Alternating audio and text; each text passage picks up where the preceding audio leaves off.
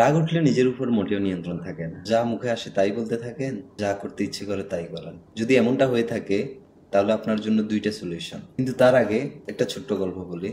একটা বালক ছিল যার ঠিক সেম সমস্যাটা ছিল, রাগ নিয়ন্ত্রণ করতে পারতো না।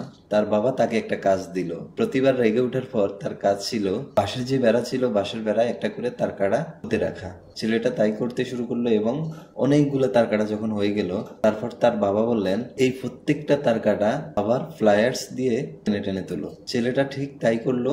তারপর তার বাবা আসল শিক্ষাটা তাকে দিলেন। তাকে বললেন তুমি যে তার কাটাটা মেরেছো সেটা অনেকটা মানুষের হৃদয়ে তার কাটা মারার মতো। রেগে উঠলে তুমি যে কাজগুলো করো, যে ব্যথাটা দাও কথা দিয়ে মানুষকে, সেটাই তার কাটার মতো গেঁথে থাকে। আর সেটা যদি তুমি ক্ষতিপূরণ করতে যাও, সেটা হচ্ছে এই ফ্লায়ার্স দিয়ে তোলার মতো। তুমি ক্ষতিপূরণ দিয়েছো, ক্ষমাও চেয়েছো, তারপরেও দেখো তো বেড়াটার অবস্থা। তখন ছেলেটা তাকিয়ে দেখলো বেড়াটার ভিতরে অনেকগুলো ছোট ছোট ছিদ্র হয়ে আছে। এই ছিদ্রগুলো তার কাটাগুলো তুলে নেওয়ার পরেও রয়ে গেছে। তার বাবা তাকে ঠিক এটাই শিক্ষা দিতে চেয়েছিলেন যে রাগের মাথায় নিয়ন্ত্রণ হারিয়ে আমরা যখন মানুষকে কষ্ট দিই, যতই ক্ষতিপূরণ দিই না কেন, যতই ক্ষমা চাই না কেন, সেটা আর কখনো পরিপূর্ণ হবে, সেটা আর কখনো পরিপূর্ণভাবে ক্ষতিটা পূরণ করা যায় না, দাগটা থেকেই যায়। আর এই রাগ থেকে বাঁচার জন্য দুটো কাজ কিন্তু আপনি করতে পারেন, আমিও করতে পারি। প্রথমটা হচ্ছে যখনই প্রচন্ড রাগ উঠে তখন একদম চুপ হয়ে যাওয়া। এটা রাসূল সাল্লাল্লাহু আলাইহি ওয়াসাল্লাম আমাদেরকে বলেছেন। দ্বিতীয় আরেকটা জিনিস যেটা তিনি আমাদেরকে শিখিয়েছেন, পজিশন চেঞ্জ করা। আমি যদি দাঁড়িয়ে থাকি তাহলে বসে পড়বো, বসে থাকলে শুয়ে পড়বো। আর আরেকটা কাজ তিনি শিখিয়েছেন,